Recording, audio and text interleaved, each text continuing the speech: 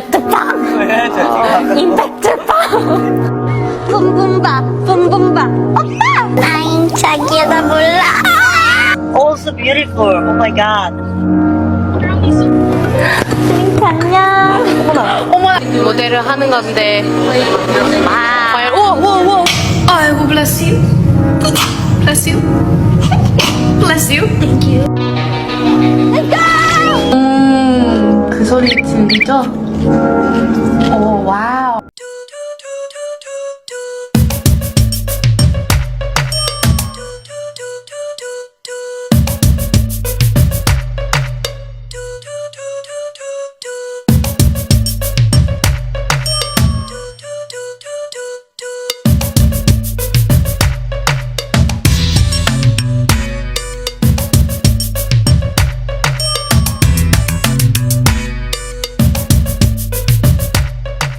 Okay, reactors, welcome back to the channel, the Nuclear Reactor, the reaction channel where all the reactions go.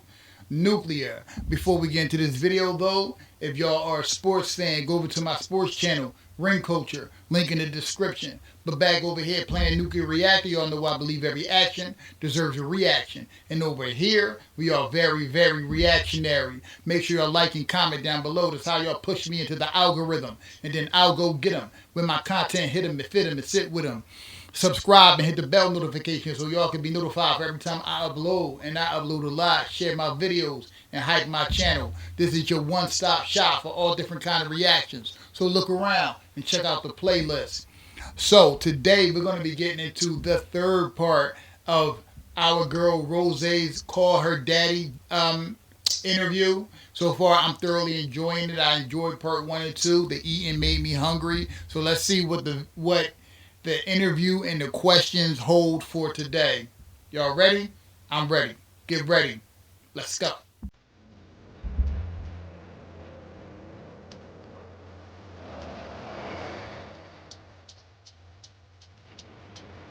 Oh, wow.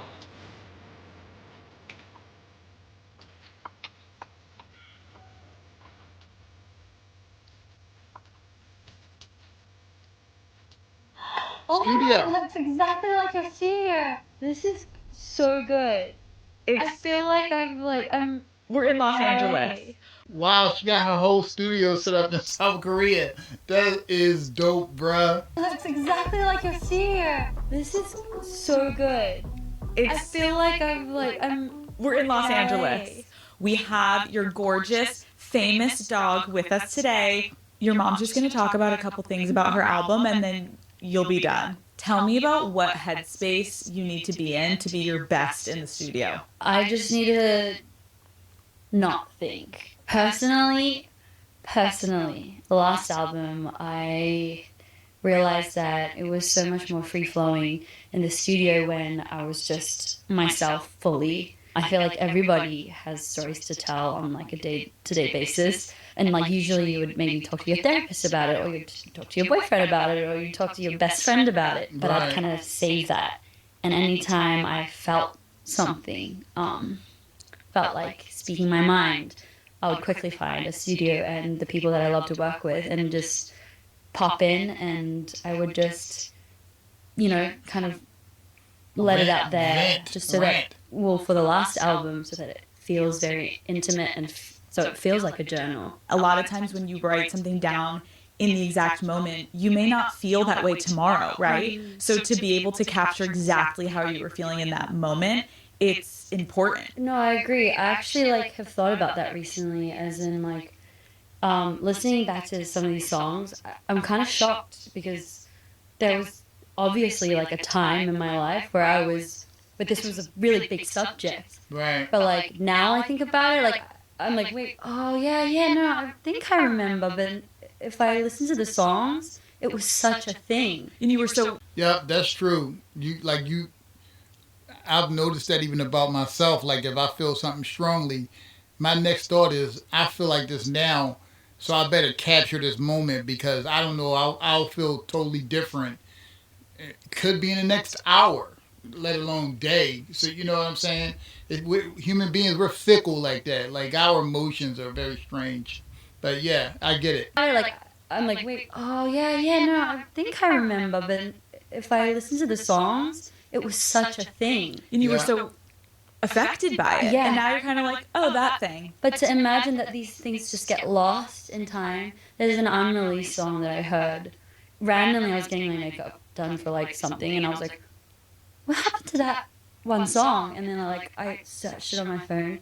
I found it and I played it, and I remember I almost cried because I was like, oh my God, I was really serious about that. And I almost forgot. Yeah. I was like, oh yeah, that happened. Next. Why didn't you release a song? I wrote it after the album. It's more like a recent thing. Oh my God, would you ever release it? That one I would love to. It is one of my favorite ones. And then I only realized that it was such a special song months after. I remember when I wrote it, I was like, oh, it's a bit cringe. That's what I thought in the moment. So it was obviously too vulnerable at the time.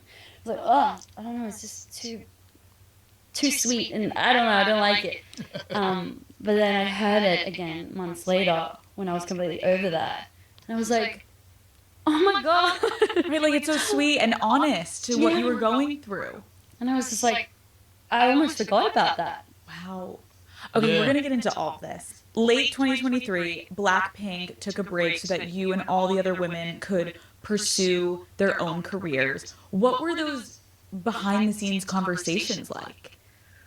Well, we kind of had like a time frame to kind of decide what we're going to do, and we had fans waiting to hear about how things are going to be after that long contract ended. And so I remember we were on tour then, the last tour. So there were a lot of times we were like, together. We were like on flights together. And it didn't happen over like one conversation. It happened over a few, and it evolved. And I think we allowed each other enough time to, kind of really think through what we, as a group and individually, want. We still have a few things we need to do as Blackpink, and we have to have more time to celebrate the things we've achieved. But we are also growing up right now, and we haven't had enough time to be fully ourselves or explore that ever. Yeah. We weren't really allowed that. And so we allowed ourselves that 1 year, and to see all the things that all the members have accomplished. Yeah. It's really fun to watch. And I think it's, Were you guys nervous to tell the fans? I don't think so, because we had the plan to be back, and we're on that tour right now, the promise that we had made. I think it was such a healthy decision that we were more excited to announce that. Obviously, there's so much speculation because I agree, like everyone kind of knew that that was a long contract, and then to re-sign a contract, I think obviously so many of your fans were so excited, understandably. I don't know how much you can share, but like, is it longer? Is it shorter than the first one? Can you give us any details? I don't know about length, but for sure we learned much more Yes. about the things we should really like focus on for the benefit of the whole business. And so, yes, it took much longer than the first contract. I don't even remember doing the first one. Like, when did we even do that? We just like sat down and Signed your name. yeah, did we even read? No, I'm sure we did not read through anything. But I do know that there are a lot of other people who do sign things early on in their career without that. So, now even more, we're more aware, and we understand the weight of signing these things as musicians, and again about protecting yourself. Yeah. Of course, because it also comes with experience, right? Like, I have signed contracts myself, and I remember when I was so young, like, you don't know what you want with your career, you don't know where you're going, and I think what's so beautiful is you guys having this time to have your independence. Yep. You've also grown as individuals, Yes. and so you're now able to advocate for yourselves in a way that you maybe weren't capable before. Yeah. I agree. Have you guys ever talked about what would happen if one of you didn't want to continue in Blackpink? I think we've don't remember like specific conversations, but no, I think yeah, if one of us feels like at that time that's not the right thing, then we're all in. We will understand. And Yeah. Blackpink, like any relationship, if one person is not ready for something, then it should just be respected. And I think we will always be ready to do that because Yep. Blackpink is only 4 members, first of all.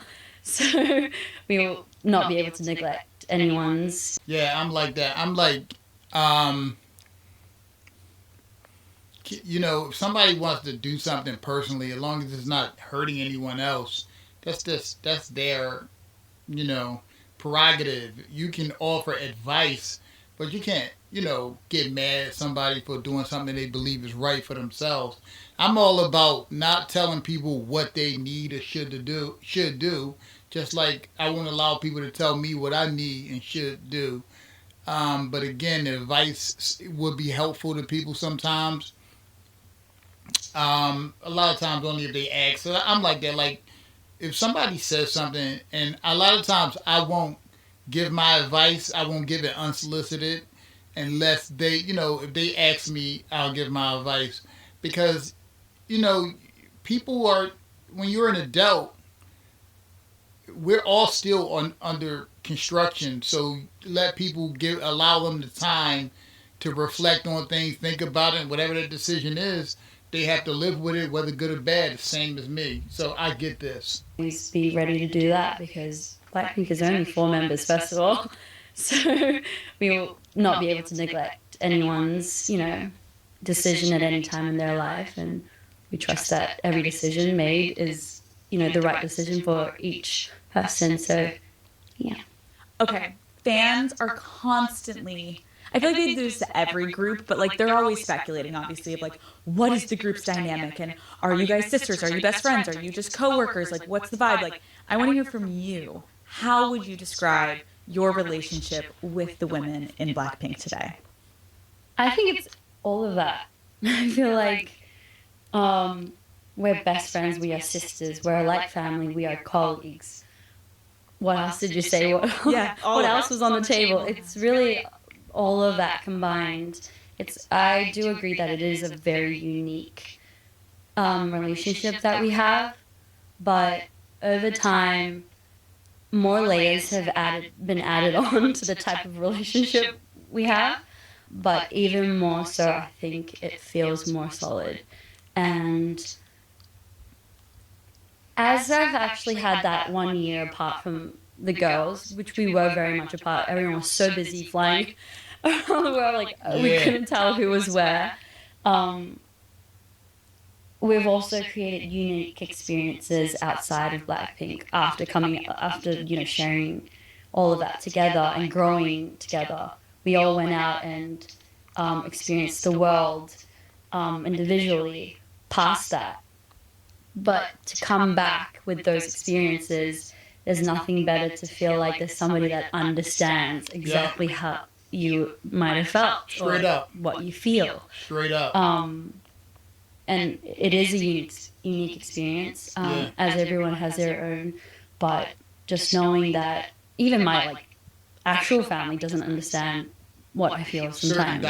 Even my best friend doesn't see the world exactly how I've seen it. But, there's so much in my life that Blackpink understands. And so it's so nice to meet, the girls along the way of this whole journey and being able to talk about things and feel like I'm being heard and understood. And I don't have to make it up. I don't have to explain over, hours about why I'm feeling this type of way. And I feel like that's just going to keep growing over the years. Did you have the girls listen to the album before it came out? We were so apart when that happened. I let Lisa listen to a few when I was in Korea and she was in Korea. I'm like, thank God you're here. What was her reaction? She loved 3 a.m.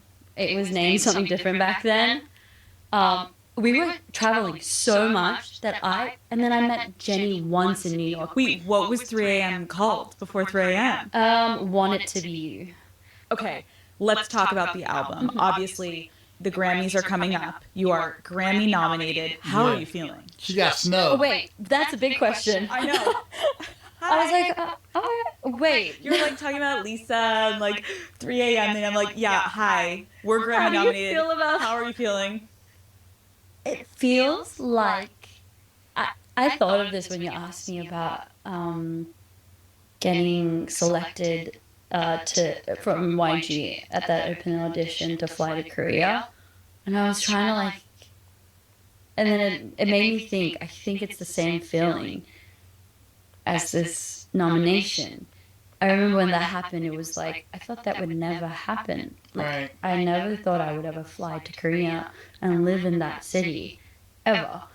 Like I always kind of dreamed of like, oh, it'd be so fun to live in Korea. Like I grew up in New Zealand and Australia, so like just living in Asia and that city is just like so fun and different. Thought it would never happen, and going there to like chase after my dreams, like have fun. And then again, this Grammy nomination, it feels like, oh my gosh, I never thought that would be possible. Like yes, Blackpink, and we're getting so much love, and I'm so grateful for that, and it's so exciting. But that I didn't think it would be a possibility. Right. But like it would be hard to envision that you would be that popular. I mean, because Blackpink are literally at the apex of popularity. It's insane. I'm so grateful for that, and it's so exciting. But that I didn't think it would be a possibility. But I feel like they're quite similar. So it's like the second chapter of my life, being like, oh my gosh. It's really exciting, and it's incredible what you've done. And to come out with the solo album, be Grammy nominated for these songs, like it's incredible, and you should be so proud of yourself. Hey, thank you. I want to ask about your song Number One Girl. In a lot of interviews, you've obviously referred to the song as disgustingly vulnerable. Talk to me a little bit more about what you meant by this. Well, this one was about, like, I'm sure you go to a lot of events when you're in LA. There are like so many fun, exciting events that you feel so lucky to be invited to, and it's like so glamorous and fun. But I was like invited to an event, and it was at the very beginning of this 1 year, before this 1 year like started. And I went to the event, and I felt like just really like I was in a place that was supposed to feel so glamorous and exciting. I felt really like I was comparing myself to everyone. I didn't know how to act, and I remember coming back home feeling really depressed and like, ugh, I don't feel very special or good. And then the next day, I remember I just like cried in the hotel. And then I was like, listen to this, because I know that feeling too. People see you different than you see yourself. I remember one time I was in the gym. This is when I was much, much younger, in my teenage years, maybe early 20s maybe. And I was telling this guy, like, man, I want my arms to grow to get bigger. And the guy was like, your arms are already big. He said, you got to remember this. You see yourself different than people see you. That always stuck with me. And it's the same thing, too. Like, I hate my voice. Like, when I hear my voice, I hate it. And when I hear myself on like a tape or something like that, I'm like, ew, is that the way I sound? Because me talking now, I can't hear it. But if I hear myself on like a tape or something like that, I'm like, it's different. Like, you know what I'm saying? So people also hear you different than you hear yourself. So a lot of times when you think that you are bombing or being awkward, now sometimes we are being awkward and it's visible, but sometimes you're actually pretty cool. You just don't know it. very special or good. And then the next day, I remember I just like cried in the hotel. And then I was like on Instagram. Oh, that's literally the worst combo. You're crying, then you're like, let me open Instagram. Then you're like, Yeah. that just made it worse. Yeah. And there were like comments, there were comments about like, where is she going with her career? She hasn't announced this or that. Like, she has no idea what she's doing. And I had just started the year to, like, I'd gifted, with the group, we've gifted ourselves this time to be free and explore and really kind of just For myself, I think, I don't know, I feel like I can't speak for the other girls, but for me, I think I was looking for what my passion was again and what made me really happy Yeah. and driven and excited. As she And should. it hadn't even started, but that's what I saw, and I was just like, oh my gosh. People are terrible online. Terrible. Some people online I are remember terrible. in the morning I had a session that day, and I was getting ready, and I remember, like, I couldn't put my makeup on because I was like, it was a bad day, you know. We go through it once in a while. Of course, of course. Yeah, and then I got to the studio, and they were like, "What should we write about?" And I'm like, I don't know. Number one girl. I'm feeling really, really bad. Like, I feel really, really I feel shit, basically. And it sparked. I was like, can we write a song that's, because I know a lot of songs can kind of have hope in it and have these hopeful feelings in it, but that's not how I felt. And I needed a song that I could relate to. Because a lot of the times I want to be presented to my fans as like, I'm independent. I don't need people's approval. I don't. I'm my own thing. We love to be that way, but it's not really realistic. That is why your fans were so receptive of this, because yes, it could be considered as a human being, like, is this embarrassing? I'm wanting this validation and I'm wanting this attention. And I think it's such a relatable feeling, but it's something that we keep really close to our chest and we're embarrassed sometimes to admit. I was so embarrassed of myself. That was the day I think I woke up and I was like, oh my God, I feel so embarrassed. Like, I don't feel confident at all, but like, how embarrassing. I was on Instagram all night looking at these comments, and I felt embarrassed that I had let those emotions really affect me. Yeah, that's a tough one. How do you think for you personally, your desire for validation and acceptance has impacted the way that you let people treat you? I have let people get away with, I think, a lot of things that has made me sad and like has made me cry. I think I let a lot of things make me really, really sad, but I've noticed this thing where I sometimes protect people, and I don't know why. I think I'd like to think I have a lot of love for certain people in my life, but to a certain extent that I want to be validated by them, and then their actions of making me actually sad or feel sad is forgiven, and I turn that around and I understand them, and then I would probably blame myself. I'm still living through that. I'd like to think that's because I'm still in my 20s, and hopefully people say when you turn 30, then like things start to make sense. I'm just hoping that kicks. Now, what it is this: in your 20s, you don't really know who you are. This is me personally. As I've gotten older and I have sought to grow, to be better, now I know who I am. So I know what it's like when, like, if someone says something grimy to me or about me to someone else, because I've had people come up to me and tell me, this person saying something about you, and I will tell them, you can stop telling me because I really don't care. I've learned to not care what people think about me when they're just kind of like attacking me. Even if someone is giving me great advice, the way that they give it to me, like if you're demanding your advice on me, I'm just going to go away. You know what I'm saying? Because I know who I am now. As you get older and you seek to grow through experience, you'll realize what's important, what's not important. And those type of comments that she gets, it won't even affect her anymore as she gets older. And that's just the way it is when you seek to be better. I'd like to think that's because I'm still in my 20s, and hopefully people say when you turn 30, then like things start to make sense. I'm just hoping that kicks in soon. Right. You're like, I feel like in a couple of years it's really going to turn around for me. No, that's relatable. It's just growing. You can't, please, if you're up there, please. Let's talk about a major theme that I do think relates to this, which is in your album, is toxic relationships, right? You open up about some of the toughest moments that you've been through in your life, essentially. How was writing about these feelings healing for you? I think, first of all, even in therapy, I feel like the main thing the therapist kind of makes you do is acknowledge your emotions. But a lot of emotions, I feel like, is kind of looked down on. Right. And that's a good thing because online and on media, like, we're encouraging each other to love yourself more and accept yourself more and Right.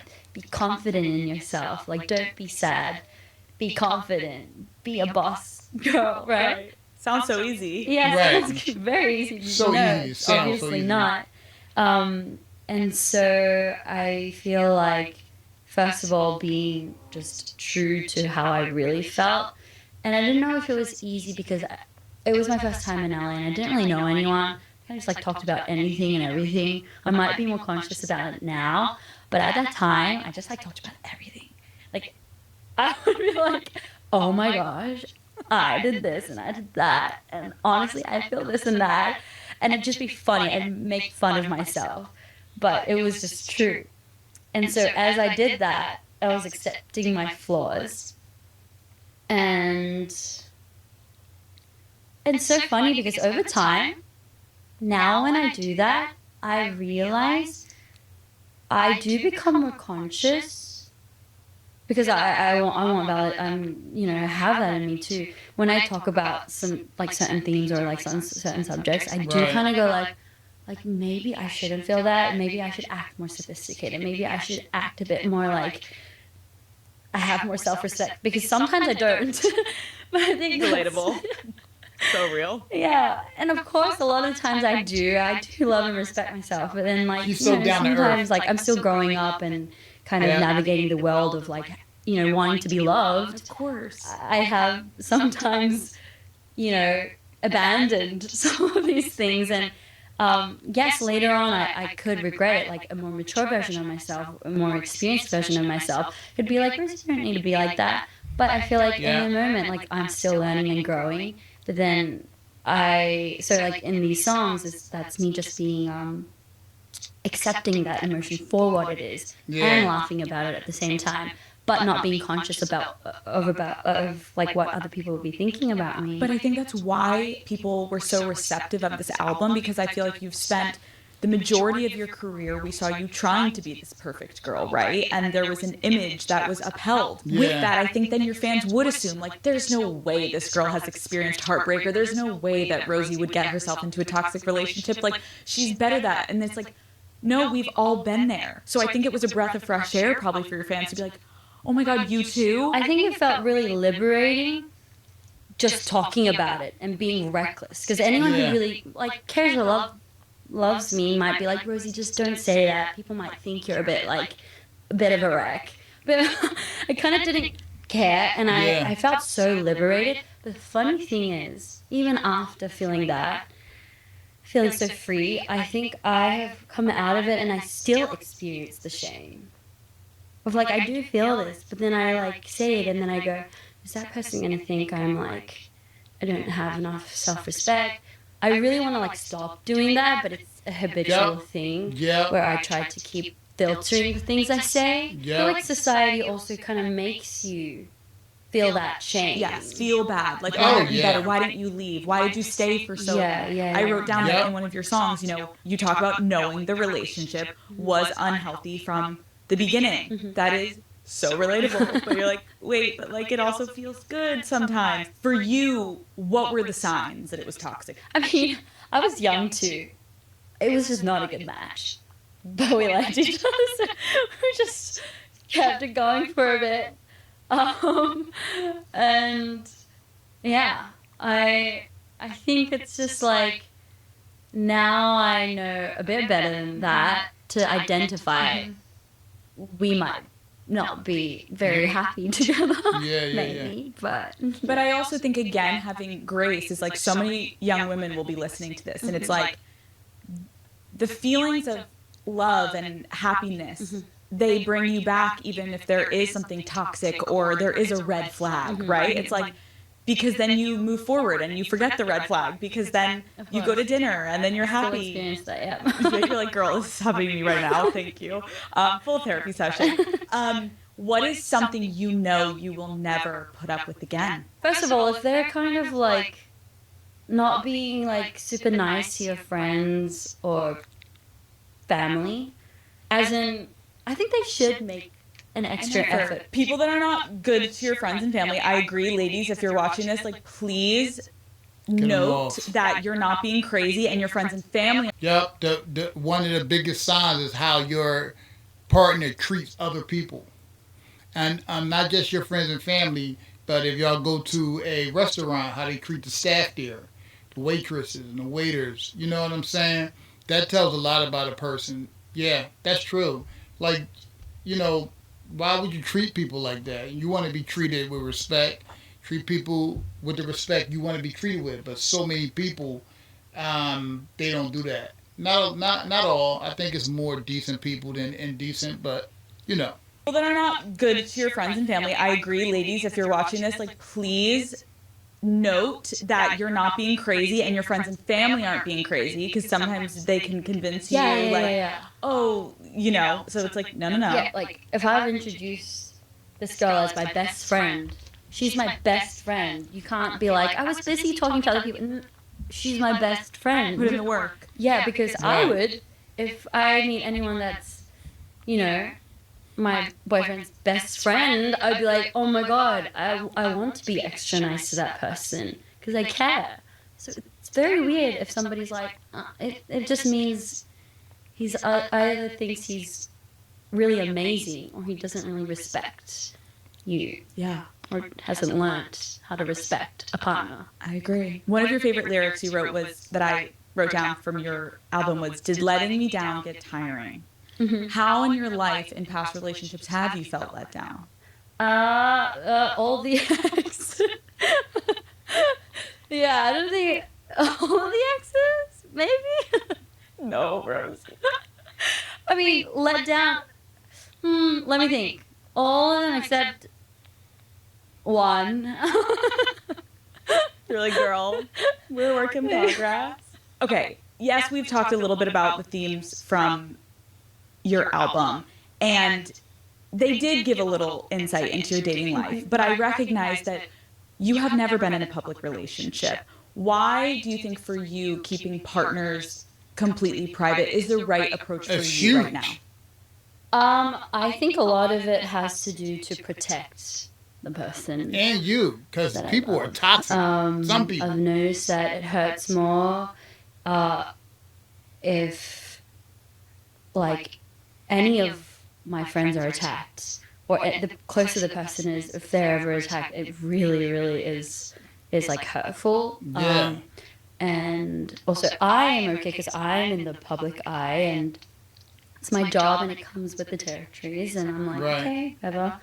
But you know, I think it's a bit unfair. But not saying like I'm against it, but like for now, with the fan base that I've experienced, which I would love to in the future, maybe really fully trust the media to protect me and be there for me, then I might feel comfortable. But for now, I don't know if I felt completely safe. Yeah. I'm sure a lot of other people understand what that feels like and experiences that. I think that's really understandable. Yeah, because being online can be toxic. I've even noticed it with Blinks.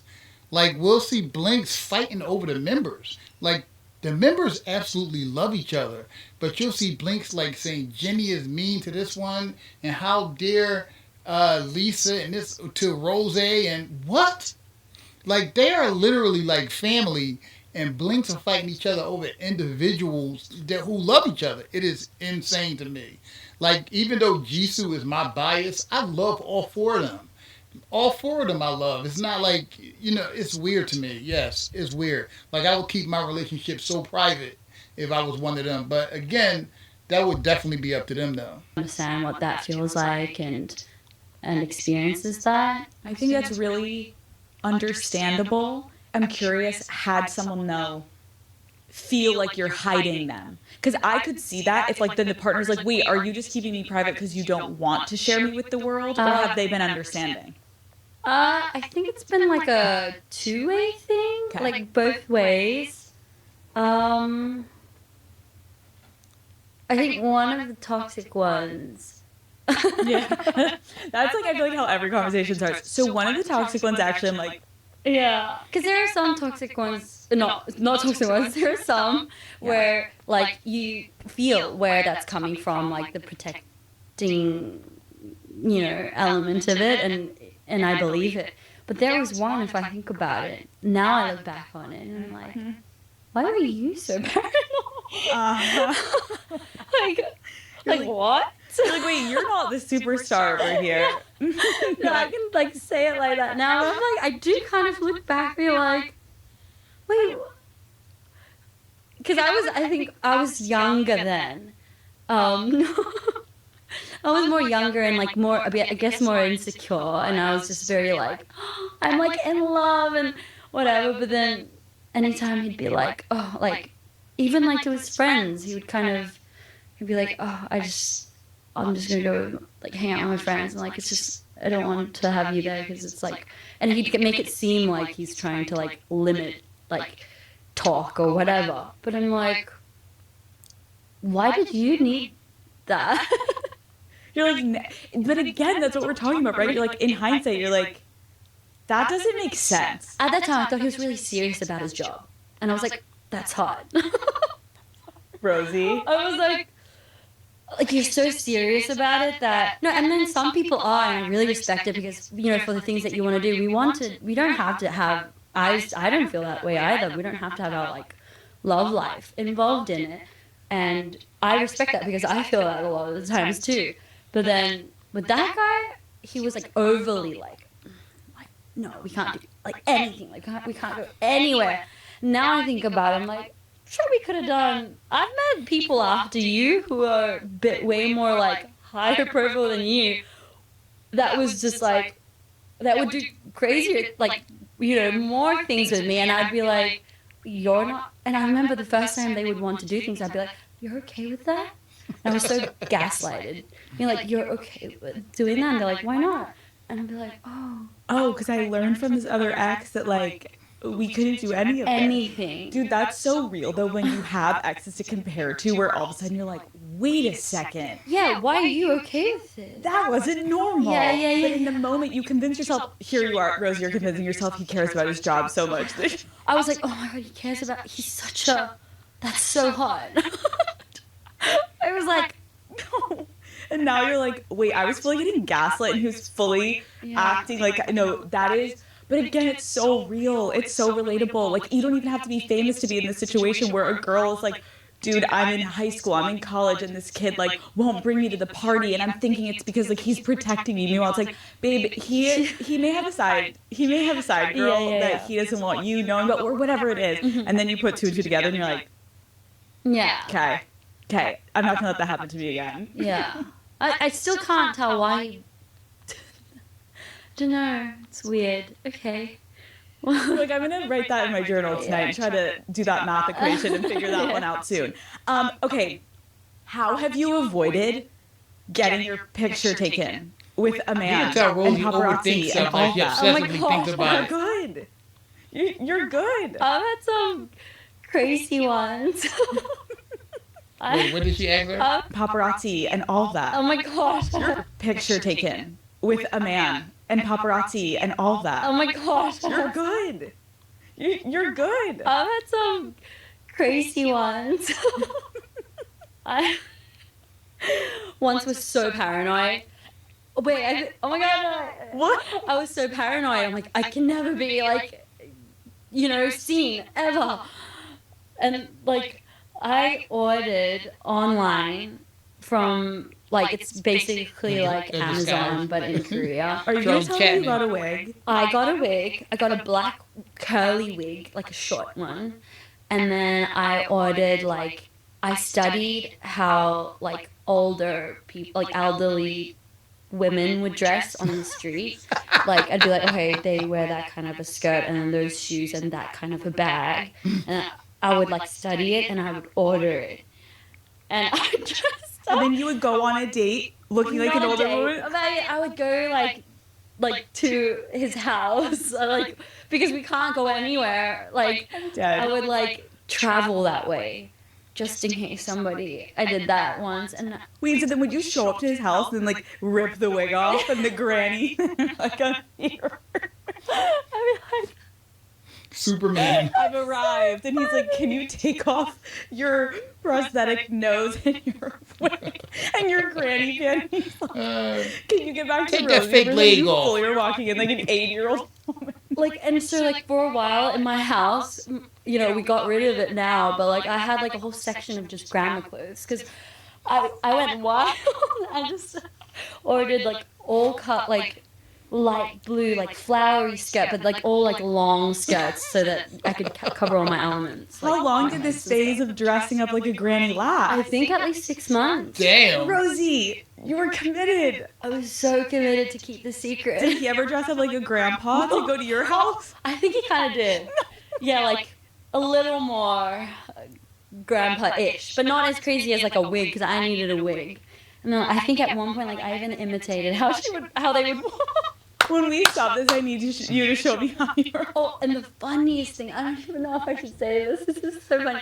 I met my grandma the other day, and I was looking at what she was wearing, and I'm like, and then I go to my mom, I'm like, Mom, is that the? And she's like, oh my God, it is. And she's like, that's her favorite coat.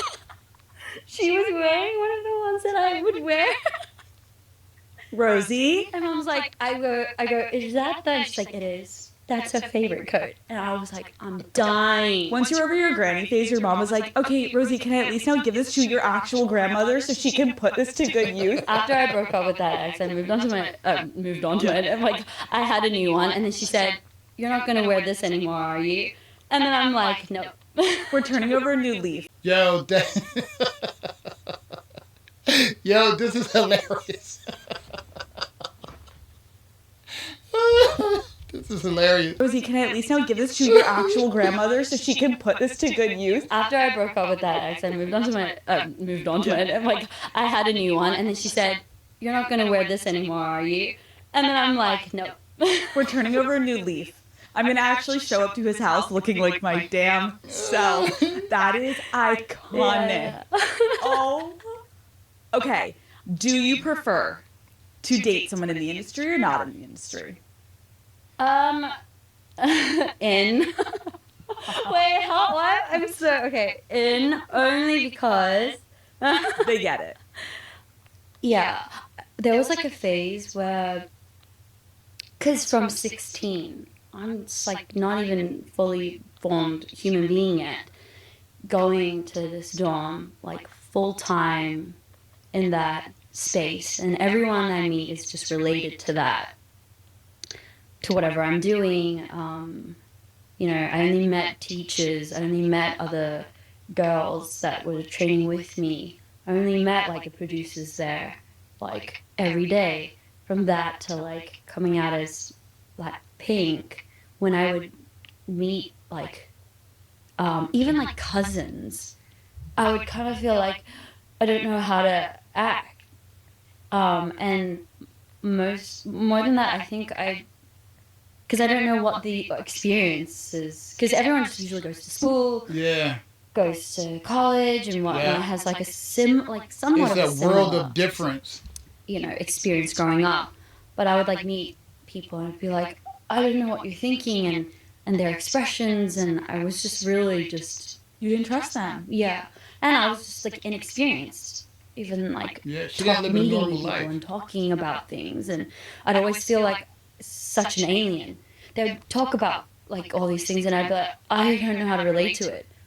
All I know is, you know, Right. what I've done. Work, yeah. right.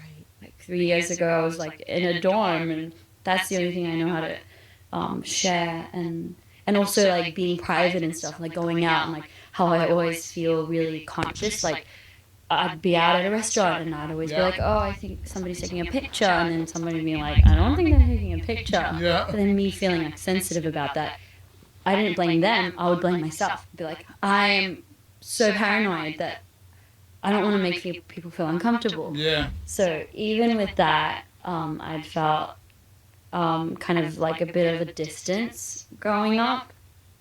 And so partners too, I think, for me to feel fully just natural and like, so if anything, that guy being like, we can't be, I'd rather relate to that being like, rather than like, why aren't we going out? Like, why aren't we... Post me on your Instagram. Yeah, that would freak me out even more. Yeah. So true. So I think I felt more, if anything, more safe in that one. I'd rather be more controlled that way because, you know, I relate to that feeling. So now we just need to find a non-toxic guy. All right, we're going to hold up right there for part 3. And I think we're going to end it at part 4. But that probably was my favorite part. The questions, the answers, the relatability. ROSÉ is so down to earth. All Blackpink members are so down to earth. Very relatable. I love to see how all human beings, no matter what our culture is or ethnicity is, we're all pretty much basically the same. We're all human beings. So I love seeing this side of all the Blackpink members, not just our girl ROSÉ. But anyway, my blinks, my fellow blinks, my fellow number ones, my reactors that all my fellow blinks and my fellow number ones, y'all get down to the comment section and talk to me about ROSÉ. Always remember, pleasure, all mine, reaction. Well, that belongs to y'all. I love y'all. Hey.